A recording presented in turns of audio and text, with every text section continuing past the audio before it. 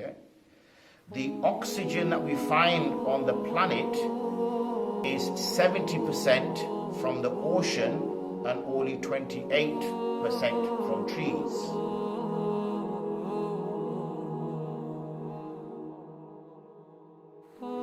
Around 70% or 65%, something like that, 2/3 of the earth is actually water, or the surface of it is water rather than earth. So it should actually be called water, this planet, rather than call it earth. But because obviously we live on the earth, that's why we have that word. We've always got taught at school that the trees serve a very good purpose, or a very important purpose, in that they extract carbon dioxide from the air and they give out oxygen from the tree. But in the oceans play a much more significant role than the actual trees do. Okay?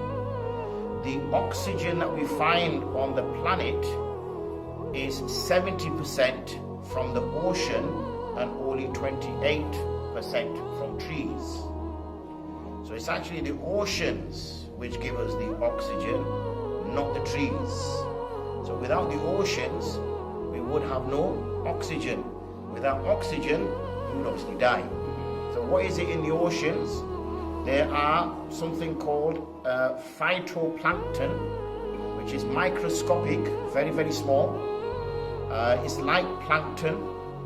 And what this does, and because obviously they're exceptionally small, and it's just that there's so many of them, because the ocean's so huge, they're tiny, microscopic, you've got to look through a microscope to see them. And what they do is they absorb carbon dioxide and release oxygen.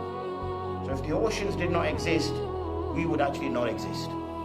So now we understand why Allah subhanahu wa ta'ala created so much water on the surface of the earth and less land on the surface of the earth.